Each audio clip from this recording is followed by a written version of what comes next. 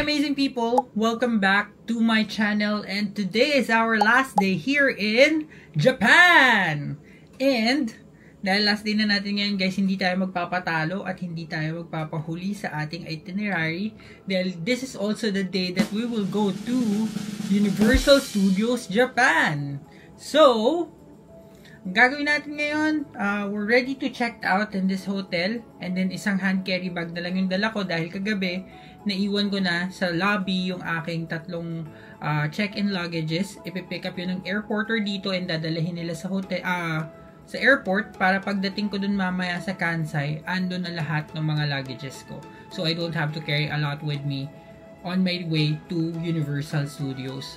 So ngayon, check out na tayo para makapunta na tayo sa Universal Studios. And today is June 7, 2024. It's almost 7 AM. Medyo nag-oversleep ako. Sabi ko maaga ako pupunta dun para makapila ng maaga, pero wala, it is what it is. So let's go! So guys, nandito na ako sa train station ng Higobashi, and para makarating tayo ng Universal Studios, kailangan natin bumalik sa Nishi Umeda para mag-transfer sa Osaka Loop Line para sa Universal Studios Station. So ayan, andito tayo ngayon, Higobashi, papunta tayo ng Nishi Umeda. Isang station lang. So guys, ayan, kabababa ko lang ng Nishi Umeda Station. Palipat tayo ngayon ng JR Line sa Osaka Station, papunta sa Sakurabashi Gate. So doon tayo sasakay pa Universal Studios. So yan guys, nandito na tayo sa Osaka Loop Line. Dito lang to, isang sakay lang, tapos dire-diretso na tayo ng Universal City Station. So guys, correction lang, doon pala sa Osaka Loop Line, bababa tayo ng Nishikujo Station. Tapos from here, lakad ka lang sa kabilang train track papunta ng Universal City, lilipat ka ng Blue.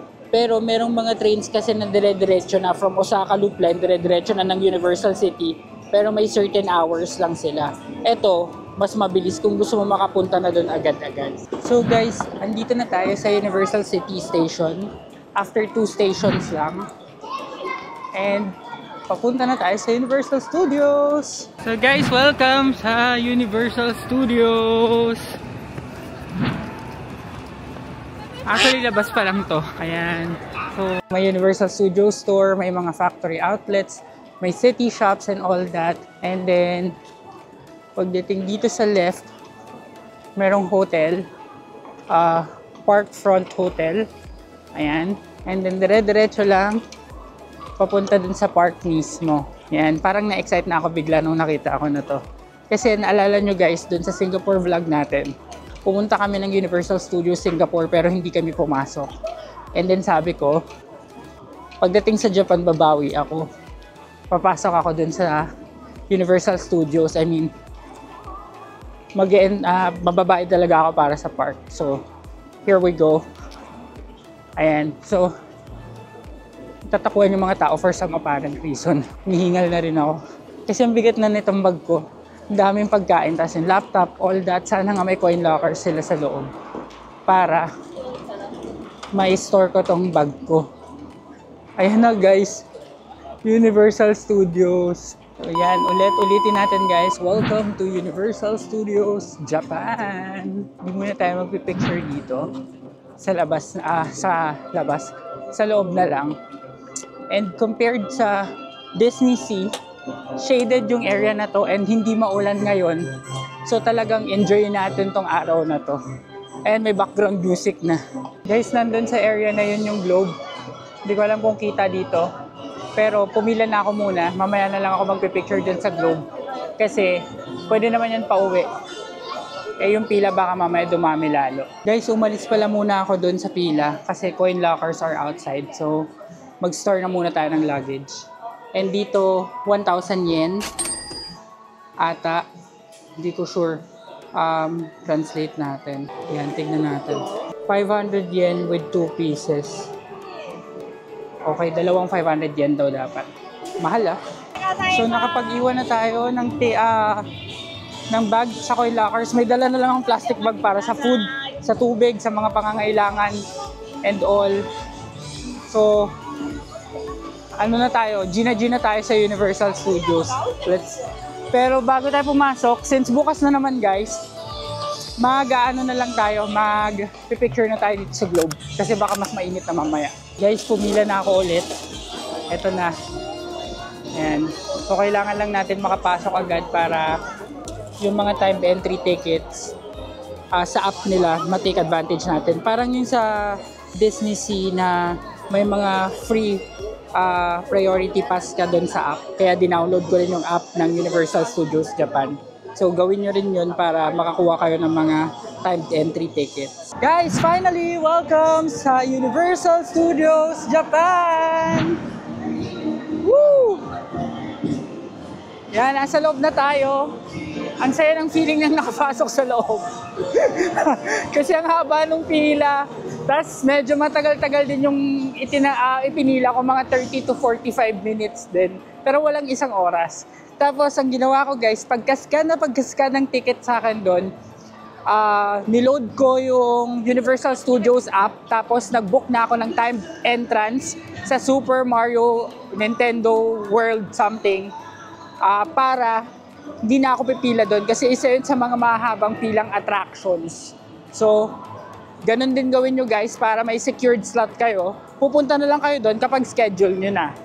Tapos, wala nang pila. Guys, papunta na tayo ng Hogwarts. Dito muna tayo pupunta sa Harry Potter Wizarding World. Yan yung kotse ni mga Weasleys, oh. Ayan na, may mga Potterheads na dito guys. Welcome to Harry Potter Wizarding World! Andito na tayo sa Hogsmeade. Guys, sa mga Potterheads kagaya ko, magandang experience to. Makapunta dito sa Diagon Alley. Ayan. Ang ganda guys. Kahit wala namang totoong snow, maganda yung feels. Ayan, papasok tayo sa Hogwarts of course. Ayan. Left side yung papuntang Hogwarts guys. Ayan na yung Hogwarts guys. Wow! Welcome to Hogwarts! Ooh, Hogwarts! Sorry. Sa excitement ng bangga. Ang ganda. Picture natin. Guys, ang magiging first ride natin itong sa loob ng Hogwarts. Hindi ko alam kung roller coaster to or something, pero sabi nila 3D ride daw ito. Tapos guys, inform ko lang kayo, meron din tayong tinatawag na single rider pass. So, kagaya ko na single o mag-isa lang, pwede kang, may special na pila para sa'yo. Kasi madalas ng mga nandito may kasama, so longer queue sila. So yun yung advantage kapag solo traveler ka or kapag mag-isa ka lang tapos pumunta ka dito. Guys, nasa loob na tayo ng Hogwarts. Hanapin natin si Professor Dumbledore, sir. Professor Dumbledore, sir. Ayan. Buti na lang guys, maganda tong camera natin, may low light. Kaya kita pa rin kahit madilim dito sa loob. Guys, bawal ang gamit sa loob. So, iwan muna natin to sa locker. Unfortunately, hindi ko ma-share yung ride, pero ikukwento ko na lang yung experience. So guys, tapos na ako dun sa Harry Potter ride.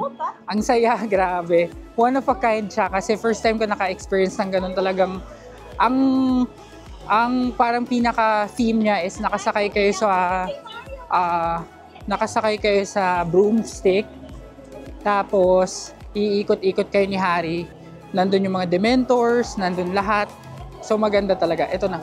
Punta tayo sa next ride. Guys, pipila na tayo dito sa isa pang ride dito sa Harry Potter Wizarding World. Which is itong kay pangalan nito, kay Hagrid.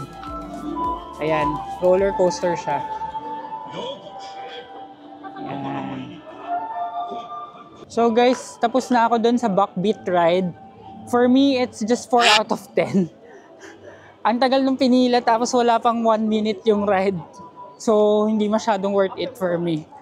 So, ayan. Punta na tayo sa ating timed entry sa Nintendo World. Pero syempre, hindi natin palalampasin na makapagpa-picture dito sa Hogwarts. And dito guys, merong mga tindang wands. Yan, di na tayo bibili niyan. So magpapaalam na tayo sa Hogwarts guys. At pupunta na tayo sa Nintendo World kasi baka mali tayo dun sa timed entry ticket natin para sa ride. Guys, share ko lang. Nag-CR ako tapos yung CR dito sa Harry Potter. Andito din talaga yung si Moaning Myrtle. Yung ano niya, background voice niya. Tapos yung bubbles. And yung parang nasa, ano siya doon, CR sa Hogwarts. Ang ganda ng sound effect. Ito guys, yung pila sa butterbeer. Napakahaba. Gusto ko sana i-try ko anong lasa niyan. Pero kung beer talaga, hindi na. Tsaka hindi ako pipila ng ganyan kahaba. So punta na tayo sa Nintendo. Last na guys, share ko lang din sa inyo itong Hogwarts Express. Ayan, Hogwarts Express. Guys, welcome to Super Nintendo World! Buhay na buhay ang aking Super Mario vibes. Ang ganda. Picture tayo dyan mamaya. Wow, grabe guys, ang ganda! Ang ganda! Super Mario World! Ang cute-cute niya!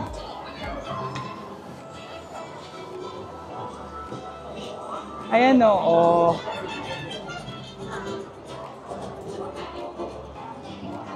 Napakakulay. Magugustuhan to ng mga bata. Guys, andito tayo sa Mario Kart. Kalaban natin dito si Koopa. Ayan, si Koopa May.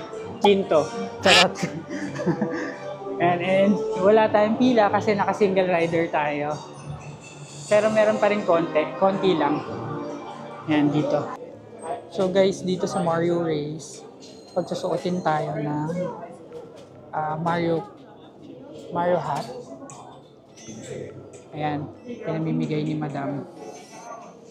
Ayan. So ito na guys yung Mario ride. Ayan.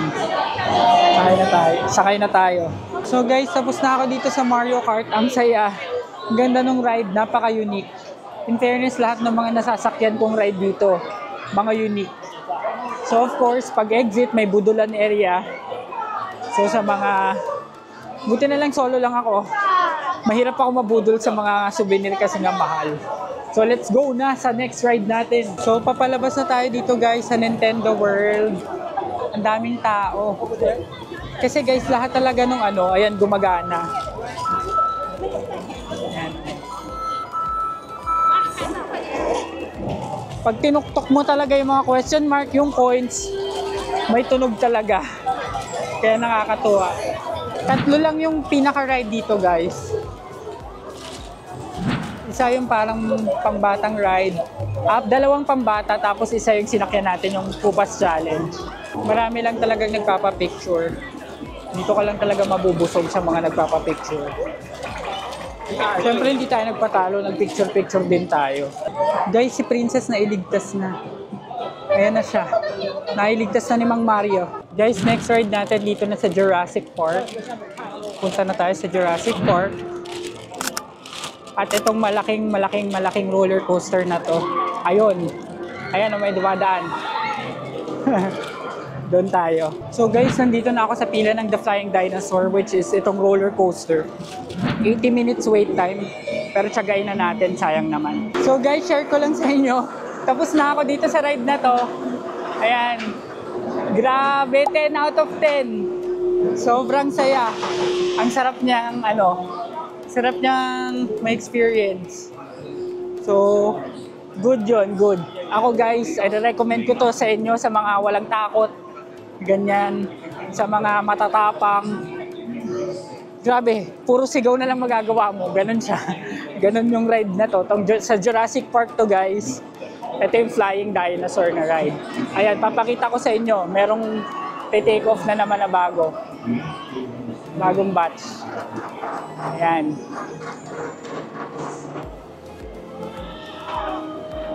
Yung sigaw ng mga yan. Ayun na. Guys, doon naman tayo sa kabilang area na yun pupunta. May roller coaster din doon. Sa may bandang entrance lang ata yan yung kanina.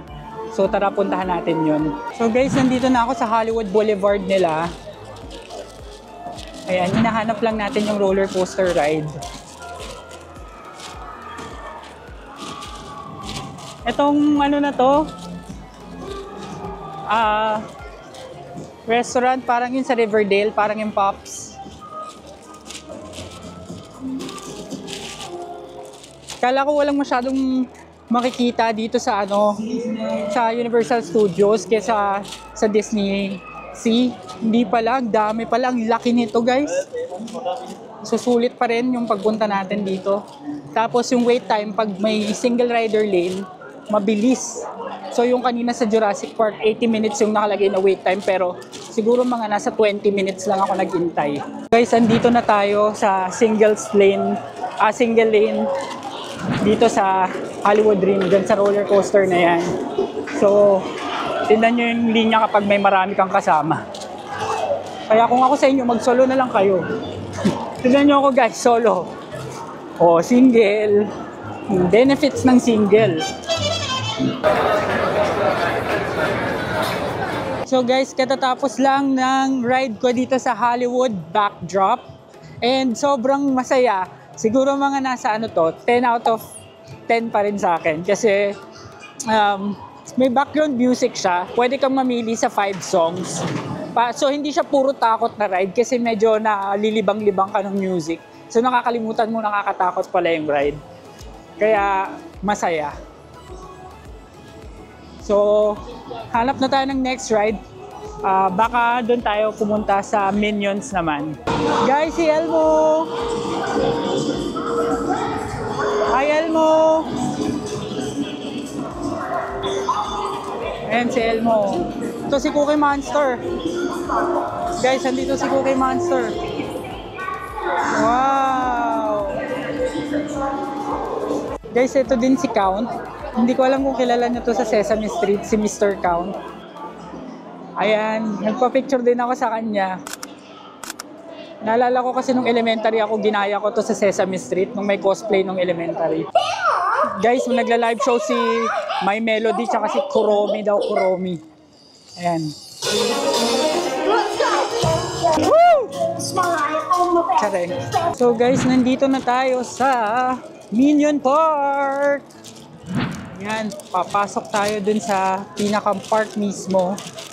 Parang napaka-festive nung dating ng Minion Park. So, yung mga crew dito naka-design ng Minion. Ay, ayan, may Minion, no? Oh. Paalis na siya. Paalam. Ay, ito pa. Ito, naka-bunny. Ayun na. Paano kayo nagsusuot niyan? Concerned lang ako. Puro eggs kasi Easter ata or something yung theme nila. Yan, ito. Ang ganda. Puro stores for souvenir. So pag mga bata talagang magugustuhan dito. Ayan o.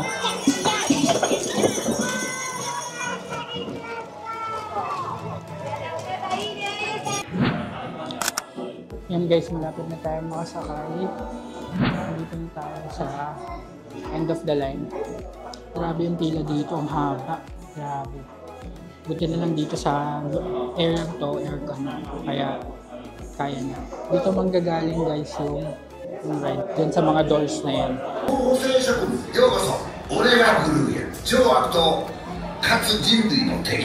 Japanese pala si group.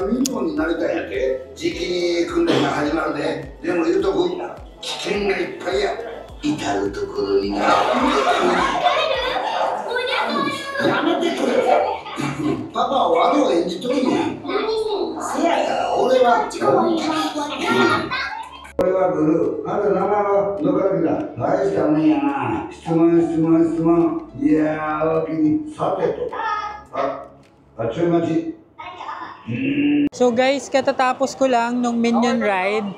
Ano siya? Sa loob lang, indoor. So for me, mga 7 out of 10. Ano kasi, parang hindi siya masyadong thrilling. more on pambata. Pero magandang na-experience na rin kasi yun lang yung pinaka parang highlight nitong Minion part ng Universal Studios Japan. So, alis na tayo dito. Yung mga ibang game, mga ano na lang, pambata na. Hindi na pang young at heart. So, hanap tayo ng susunod nating mapupuntahan. So, guys, ngayon, itatry na natin magbendo. So, ito yung napili ko. Ay, Tian pala. Potek. Ano na lang kaya? Minute Maid.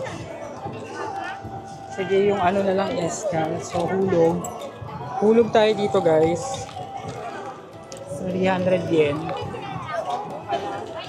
Tapos, iced tea. Tapos, ayun na. Ito na. Yan. O nakapag-vendo na tayo sa Universal Studios pa. Guys, tinikman ko to. Hindi pala siya yung lasa ng mga Lipton or Nestea na iced tea. Ano to? Brewed tea. So, lasa talaga siyang tsaa. Hindi masarap. For me.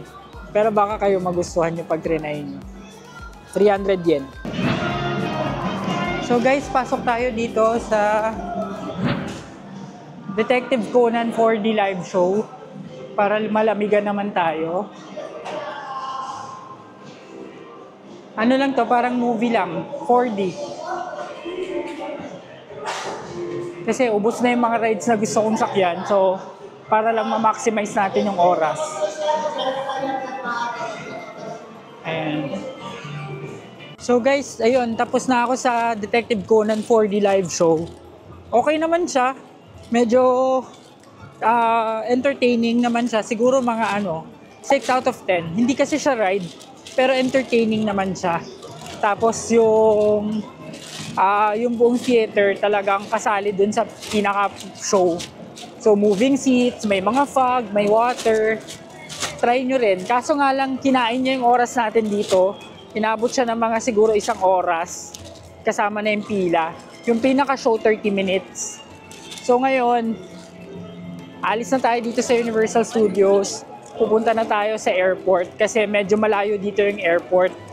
1 hour and a half aabutin yung train ride. So ayoko naman din maliit sa biyahe pa uwi ng Pilipinas. So ito guys, naglalakad na ako palabas ng Universal Studios, pabalik ng train station and papunta ng Kansai.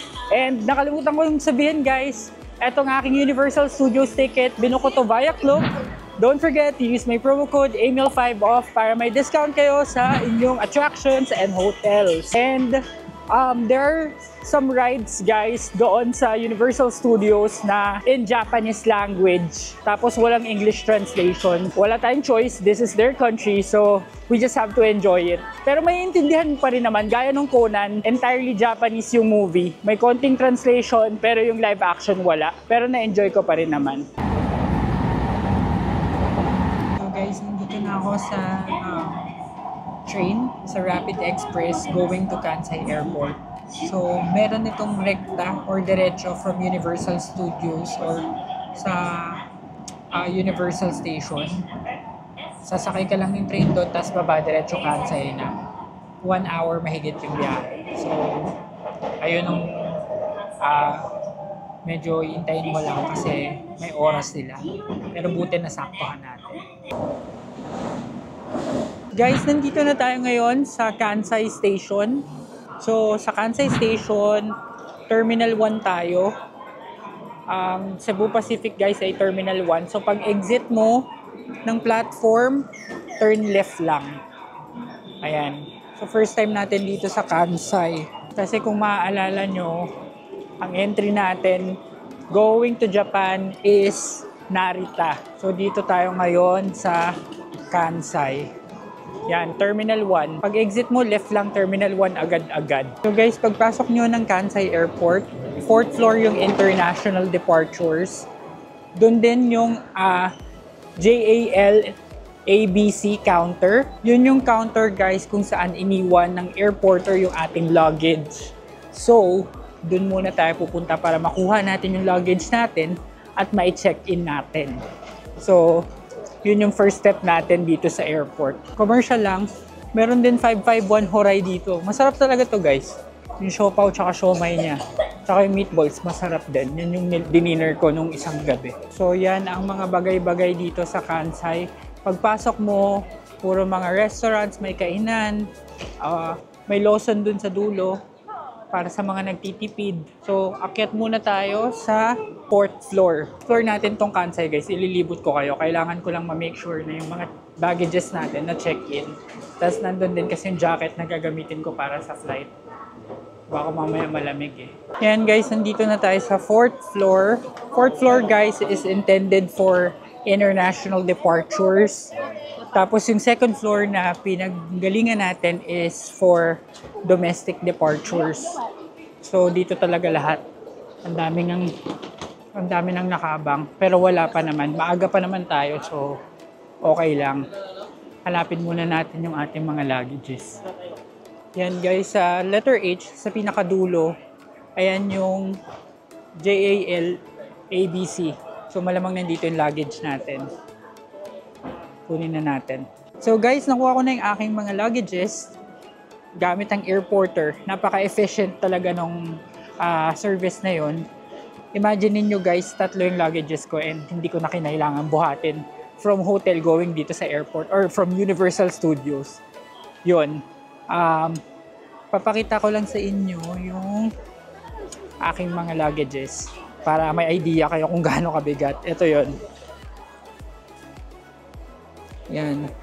So, meron isang malaki. Tapos, ito yung original kong dala. Tapos, ito binili ko. Ito, laman to nito. Laman niya yan. Tapos, ito yung hand carry ko.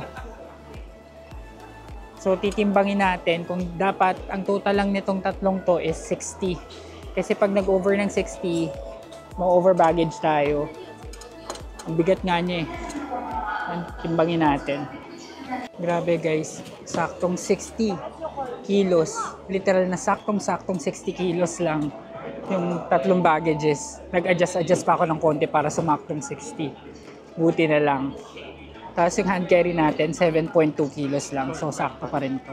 Kasi may food pa naman yun. So pipila na ako ngayon sa check-in counter. Ang check-in counter ng Cebu Pacific guys is letter E. Saan talaga sila pumila? Saan yung end ng pila? Hindi ko na makita. So guys, tapos na ako mag-bag drop after 25 years. And nagpalit na rin ako ng damit kasi suot ko pa yun kaninang umaga sa Universal Studios. So next naman is immigration. Punta tayo sa immigration.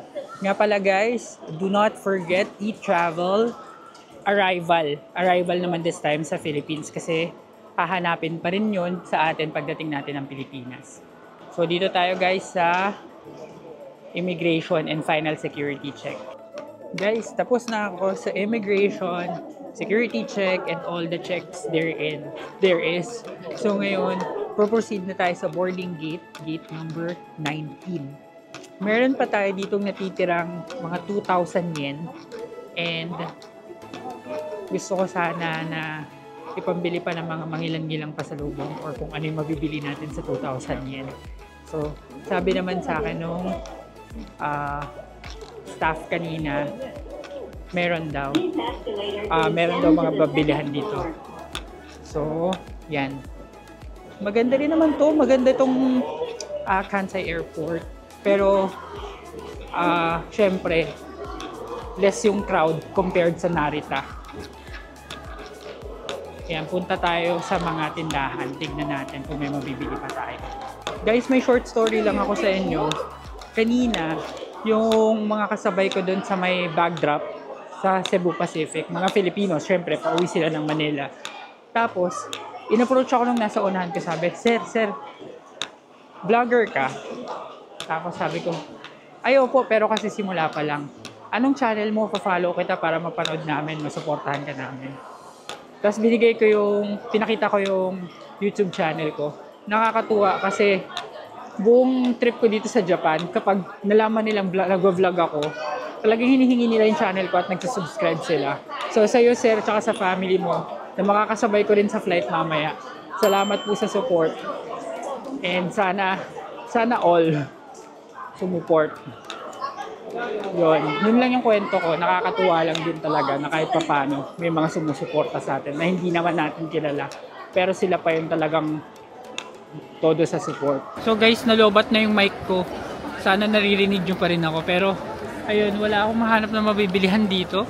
Meron nun ramenan, kaso busog pa ako. Ayoko naman mag-ramen pa uli. Dito sa kabilang side naman ako pupunta. Dito sa may boarding area. Ang boarding gate natin is 19, so dun pa yun sa bandang dulo. Ito. Ayan guys, merong bukas na bilihan ng mga kung anik-anik. Hanap tayo ng mabibili. Parang same price lang din guys. Charot lang guys. Mahal pala, 2,000 yan na lang ang meron tayo.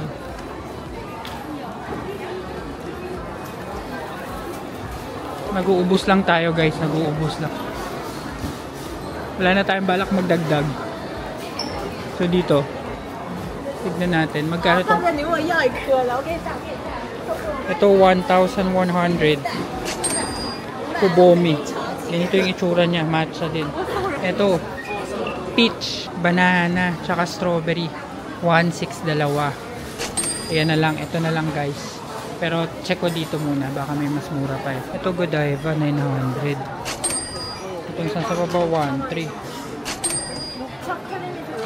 Ito 550 lang. Doon lang tayo sa mga 550 para marami. Ito 720 guys. Bibilang muna ako guys. Hey guys, so nandito na ako sa boarding area. Nabili ko dun sa aking natirang yen is ito. Bumili ako nitong Godiva. Ito is 900 yen.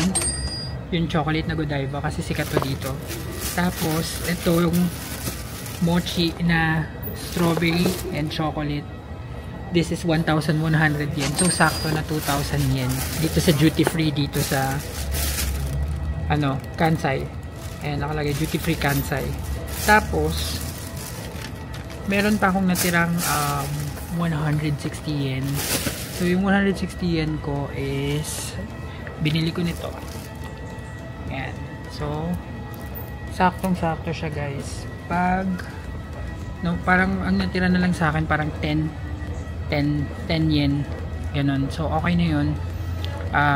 Nasimot natin yung withdraw natin. Remember, nag-withdraw lang tayo ng twice.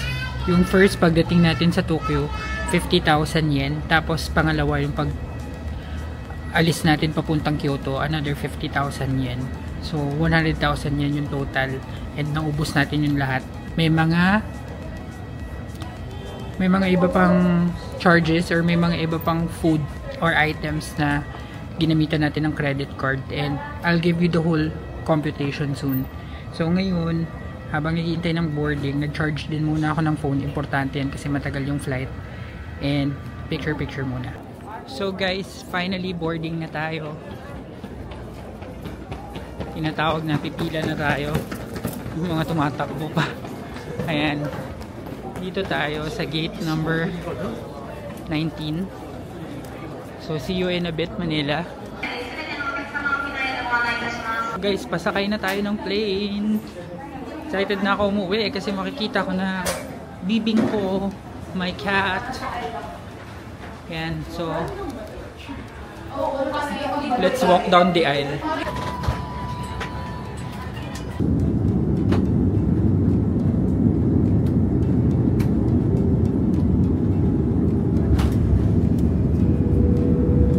Hi guys, so we're back here sa Manila, sa Ninoy Aquino International Airport, Terminal 3. Pagdating and pag-land, unang gagawin is to line up for immigration. That's the reason why you have to make sure you have your e-travel para hindi ka na hihinto dito para mag-fill out ng e-travel. It would save you time. So, ganyan kahaba yung pila sa immigration. Pero kung may e-travel ka na, kahit pa paano, mabilis ka lang. Foreign passport dito yung mga Pinoy, mas mahaba yung pila. Guys, tapos na ako sa immigration, tapos na rin ako sa e-travel. Waiting na lang ako dito sa aking mga luggages and then pauwi na tayo. So guys, nandito na ako sa sasakyan, pauwi na kami sa aming bahay. Maraming salamat sa lahat ng sumubaybay sa ating Japan vlogs. And if you like this video, please comment, share, and subscribe to my channel. And abangan nyo ang ating susunod na mga travels, mga ka-amazing. Salamat, bye-bye!